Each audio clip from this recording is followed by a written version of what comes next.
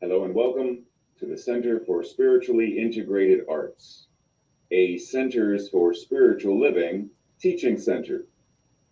I am Reverend Dr. Raymond Anderson, the founding minister and spiritual director. You are invited to learn more about this new teaching center by following us on Facebook, Instagram, YouTube, and Twitter. Subscribe, join, follow, and spread the news with others who may be interested in the work we are going to do in the world. Namaste and blessings. Time for service.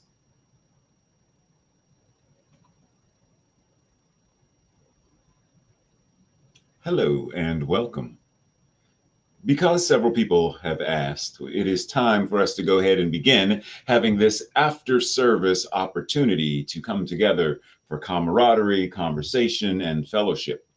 This will happen on Zoom. Now, quick note, if you got this memo last week, the date was incorrect. The correct date is February 19th and 26th. March dates and April henceforth to come. If you are interested in joining us in this Zoom after Sunday service thing, Sunday message thing, if you are interested in joining us, then send an email to spirituallyintegratedarts@gmail.com and the Zoom link will be sent to you. Now, without further ado, if you are ready, take a deep breath and let's begin. Once again, February, the month theme, curiosity as a superpower. Today's specific title, Inquiring Minds Want to Know. Inquiring minds want to know. A question most of us, if not all of us, want to know and would love to have the answer to is, what is my reason for being? Why am I here? What am I supposed to do? How do I do it? But what is my reason for being? Most of us, if not all of us, would love to have the answer to that question readily available. This, however, is not a question that the intellect alone can answer, for it has to be answered by the soul, and each individual's soul holds the answer. And so today we dive into the journey of self-discovery to find what makes us come alive, to find what that is, that unique gift and talent that we have, specifically that we have to share with the world. A reminder that we are an absolutely magnificent expression of the divine, exactly as we are right now, and exactly as we are not. So you ready? Ready to talk about this a little bit more? Inquiring minds want to know. Inquiring minds, questions. Dear Watson, what are the questions that we ask? Master Sherlock, what are the questions that we are asking? Well, inquiring minds want to know what exactly? What do the inquiring minds want to know? Well, we want to know, why am I here? Why am I here? Why was I born? What is it that I'm supposed to be doing? Like, okay, so I'm here, clearly. But what am I supposed to do? Am I supposed to teach? Am I supposed to write? What am I supposed to do? Matter of fact, you know what? Because of how things in my life have occurred, I want to know, how do I change my life? How do I live a better life? How do I live my best life? How do I live into this thing that we talk about, this divine magnificence? How do I live that? How Yeah, inquiring minds want to know that. Just please, just tell me why, tell me what, tell me how. Just help me, Linda. Help. Was it Rhonda? I don't know. Just, can somebody please help? Because inquiring minds want to know. And this is the search. Dr. Ernest Holmes says, it seems that humans exist for the purpose of self-expression. Simply that. Self-expression. There appears to be no other reason or excuse for their being. The infinite has already implanted within humanity an instinctive intuition, which is the spiritual knowledge of good, and their whole growth, each human being, their whole growth results from an inner awakening. Now, the infinite has already implanted this within humanity because the infinite is expressing itself as humanity. So it's not like the infinite put it into humanity. The infinite, as humanity, has this instinctive awareness, intuition, inner awakening in its expression. So it's already in us, not because something outside put it in, but because that which it is us. So this whole growth results from our inner awakening. How do we wake up? Do I need an alarm clock? Do I set my phone? Siri, wake me up for this inner awakening. I don't even like, what am I don't know, what am I supposed to say? How do I self-expression? How do we express ourselves? How do we grow as a result of this inner awakening? Not outer awakening, inner awakening. Pause and breathe, because the question would be, are you in tune with your intuition? If the intuition is there and it already has this spiritual knowledge of good, and Emma Curtis Hopkins said, my good is my God, this instinctive intuition, which is the spiritual knowledge of good, of God, brings forth this growth, this evolutionary power based upon our inner awakening, our inner knowing, our conviction to what we know. Do we know it? Or are we still looking for it? Are we looking for God in all the wrong places? Now, part of this whole idea of inner awakenings and what makes you come alive and all this other stuff is, what is your calling? What is calling you?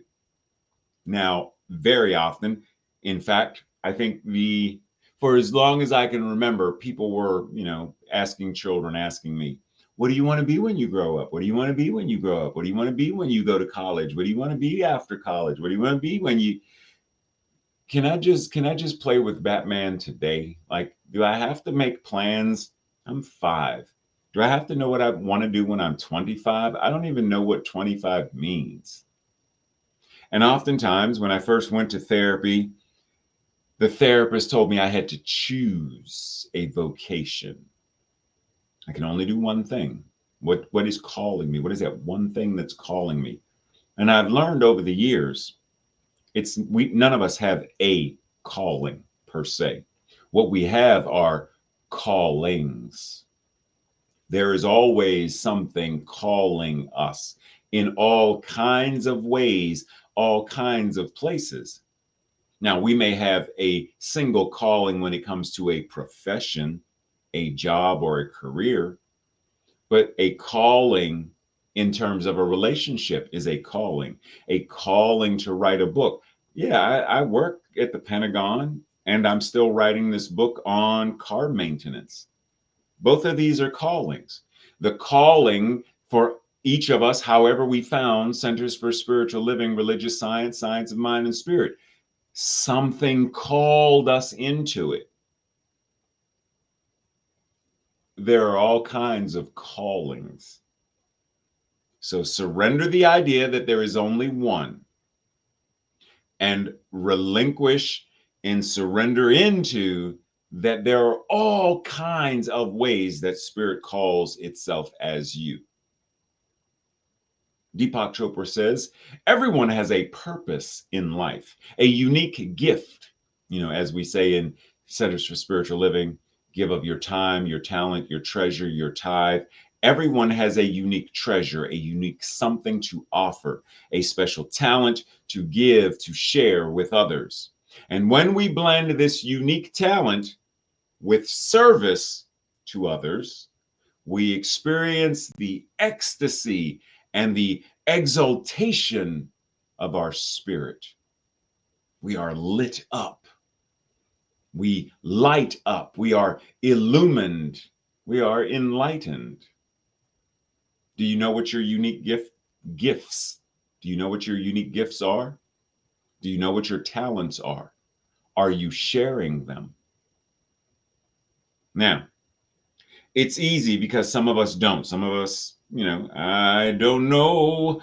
I don't know. What are my talents? What I don't know I don't know, Ray. I don't know. I don't know. Gotcha.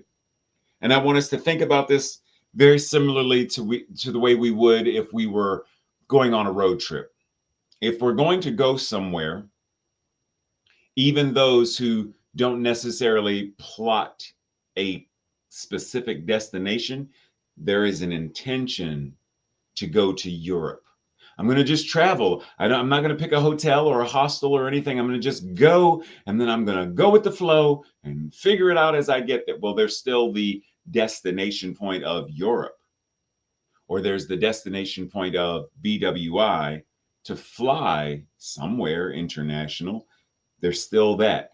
There's some intention. So we begin with this idea of a GPS as a practical tool. I must input where it is that I desire to go. So let's start there with the idea. The calling, the gift, the talent, all of this stuff is about where am I intending to go? And I want us to think about it in terms of our true North Star. What is it that is making us, inspiring us, motivating us? What is that thing? And it's not necessarily an end destination. It's simply this idea of, what do I want to experience? Do I want to experience greater joy? Then where do I need to go, quote unquote? What course of action do I need to plan in order to arrive at the destination of, I have more joy in my life. I have greater financial freedom and independence in my life. What is it that you want to experience? And I know some of the things that we want to experience, they are very poetic and very amorphous. I got that. That's fine. Enlightenment. I don't know what that means. I know what the word means, but I don't like chop wood before enlightenment, chop wood after enlightenment. Do the laundry before enlightenment, do the laundry after enlightenment. So what is enlightenment? In a practical sense, I don't know. I don't know what that means. So there are some of the things that we want to experience that we are invited to get more grounded into. What does that really look like on a day-to-day basis? Financial wealth and prosperity, greater financial security and independence. What does that look like on a day-to-day basis? Does that mean I have no need to cut coupons? Does that mean I go where I want when what does it mean on a day-to-day basis? To be healthy, to experience greater health and well-being, to experience greater relationship connection, greater sexual bliss, greater whatever it is. What does it mean on an experiential, somatic body experience level? Not that Heidi flighty shanti shanti. Not at that level. Not at that level. Bring it down to, what does it feel like? What does it smell like? What does it taste like? It can still be connected to this. Even when we say love, I want to experience more love. I don't know what that means. Does that mean more affection, more hugs, more kisses, more sex? What does it mean that you want to experience more love? Boil it down to its most basic experiential A, B, C. Because love in and of itself is one of those words that could mean a billion different things. Bring it down to the personal. For me, I want to experience more love in my life, which looks like this. It feels like this. Then we can actually talk about, okay, so now that we know that, what is actually calling you? What is your North Star? What is actually calling you forward? What is your vision for being? What is that? Because oftentimes we confuse purpose and calling. Now, for the sake of conversation, purpose is the reason for which you exist or something exists. The phone exists for the purpose of connecting, making phone calls, sending emails, whatever. The phone exists for the purpose of connecting people who are not in the same space. It is the reason for. So, what is your reason for existing? Why do you exist? Maybe that's not even a question that we need to worry about. You exist because God exists as you. Maybe for the moment, that answer is enough. I exist because the universe chose to exist to show up as me. Now, taking that into account, then let's ask, based on that, then what is my calling? It is how we fulfill that purpose. The universe is expressing itself as me. That's the purpose. And therefore, I am called to show up as the universe. I am called to live my best, my most magnificent life, and to ensure that others are able to do so as well. I know that I am the universe. I know that I am source incarnating. I know that I am God manifesting itself. I know this. Then I am called to live into that. I am called to live into it so powerfully that I assist others in living into it as well. Breathe. Gary Zukav says, each soul comes to earth with gifts, with talents, with abilities. Each soul brings the particular configuration of the life force that it is to the needs of the earth school. It does this with purpose and intention. In other words, we are all here to serve. We are all here to uplift. We are all here to awaken. We are all here to demonstrate and express our spiritual magnificence and live our best lives. There is a particular configuration of molecules, etc., that make my body. The life force, the chi, the prana, the ka, all of this stuff. There's a particular configuration that separates me from the phone, even though quantum physics would say we're 99.9999999999999% empty space. So to a certain degree, there is no separation between me and the phone. Yeah. And yet in this physical configuration, the phone, me, the highlighter are very distinct, separate expressions. The configurations are different. My configuration from yours, different. The laptop, the computer, different configurations. But all of them, in terms of this physical life expression, serve a purpose. There is an intentionality behind what they are and how they are used, including our own lives.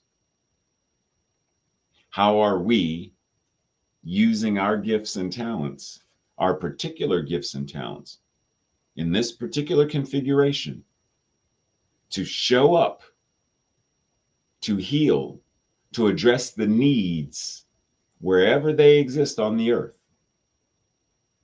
You've heard me mention this many, many, many times recently. What does it mean to be a 21st century New Thought Good Samaritan with purpose and intention? What makes me come alive? Breathe. What makes you come alive? What does it mean to come alive? To come alive means to be excited and filled with energy. Excited, a heightened state of energy, enthusiasm, eagerness. Filled with energy, a dynamic quality, a life affirming spiritual force. Filled with activity, action, a verb. To become excited or appealing, something that is pleasing and agreeable. When you come alive, this is what is demonstrated. You are excited and you are filled with energy.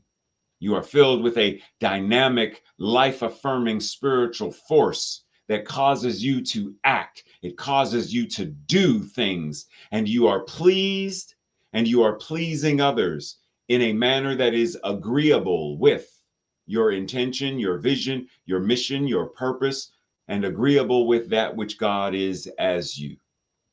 Breathe. Because we are, if we're going to change the world, if we're going to manifest a world that works for all, if we're going to live our best lives, then we must come alive. If I'm not alive to come alive, think of Yeshua being resurrected. Prior to coming alive, he was dead. If I am not currently coming alive in my day-to-day life, then what am I? Existing. I am moving through life as though I am a living zombie, just going through the motions, but not moving with that dynamic force. Ernest Holmes says, there is an irresistible, universal, and divine urge within us that wants to be happy, wants to express happiness, to be whole, to be complete, and to express this fullness of life. It can't do that if we are not the willing participants of it, though. Are we allowing the divine urge? See, if I don't choose the volition of moving my mouth, moving my tongue, allowing air to move through my lungs, through my throat, across the tongue, etc., through the voice box, etc., then words aren't formed. Sound doesn't come out. I mean, like I can move my lips and nothing comes out, but I have to be willing to participate in the divine urge to speak, the divine urge to sign, to communicate, to connect. I have to be willing to engage in this divine urge, this irresistible, universal divine urge that wants to express, that wants to connect, wants to bring joy and be joy and spread joy and happiness and love and healing and wholeness and completeness and perfection. I have to be willing and then act. Because as we said last week, knowing is not enough. We must act. Being willing is not enough. We must do. Am I in a position to act? Am I in a position to do this? Because if I'm not, then I'm doing something else that is the opposite of happy or whole, the fullness of life. I'm doing something else, if not this. If I'm not doing coming alive, verb, if I'm not coming alive, then what am I? Being still, being inactive, being apathetic. What am I being? Complacent? Because either way it goes, there's a choice. I can choose not to stand, then that means I'm choosing to sit. When I don't want to sit, then stand. I don't want to stand, then you've chosen. Are we going to choose to express, to participate in this irresistible, universal, and divine urge? Breathe. Because once again, the invitation, what makes you come alive? The invitation, what makes your heart sing? What makes your life, and I'm not just talking about a hum.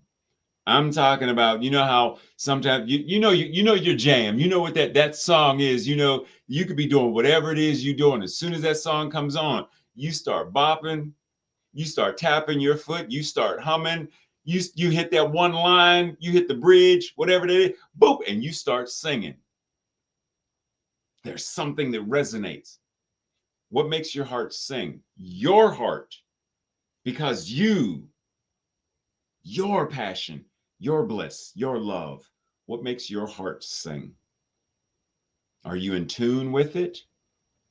Howard Thurman says, don't ask what the world needs. Ask what makes you come alive, what makes your heart sing, and go do that. Because what the world truly needs is more people who are alive, more people whose hearts are singing. That's what the world needs. What the world needs now. That's that. You alive, you singing from your heart, you connecting to that divine, irresistible urge. Do that. Breathe. Dr. Holmes says, in expressing more life, we are expressing a greater degree of infiniteness of the spirit. We are more completely personifying it. Ooh, breathe. Take that in.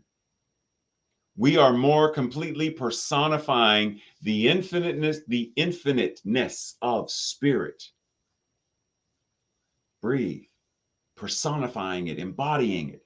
This is the real purpose and meaning of our existence. It is the natural, it is the nature of spirit to express through us, in us, and as us, not in limitation, fear, or wanting from that place of lack and scarcity, but in freedom. See, we can want something, but want it in the way that Yeshua said to pray. Pray as though you already have. So I want a new phone. I will pray, I will declare and affirm it as though I already have it. So the wanting is a declaration of having. Breathe. Breathe. Because this is calling us into a completely new level of how we are showing up, how we are personifying, embodying, living this awareness, this divine existence, our spiritual magnificence. Because it's the nature of spirit to express, to live, to grow, to evolve. And it is incarnating as you, that means it is your nature as well. So let's ask this question. My cup runneth over. Does your cup runneth over? Do you feel that? One of my favorite poems references, I drink from my saucer because my cup runneth over. And we ultimately, ideally, we want to give from the overflow. So our cup is never depleted. Give from the overflow. But the question is, what is your overflow? What is overflowing? Because in order for there to be overflow, there's no room for lack, scarcity. There's no room for all of that worry and fear and trepidation and all. There's no space for that. The overflow, infinite blessings, infinite quote unquote miracles, infinite divine expression, infinite creativity, infinite imagination, infinite joy, infinite bliss, infinite ecstasy, infinite orgasmic, wondrous laughter, infinite cup runneth over. Are you in tune with that? Dr. Holmes says, there is a greater mind within each, which may be called upon, because there's only one mind, and that mind is God, and that mind is infinite awareness, and that mind is your mind now. It may be used and accessed at any time. There is nothing too small, nothing too great for this mind, for God. Listen, be receptive, be open at the top, believe absolutely, be convinced, be convicted. The one with a great purpose in life is always consciously and unconsciously holding this purpose up to the universal influx, thus causing an outpouring of divine wisdom through their own individual mind.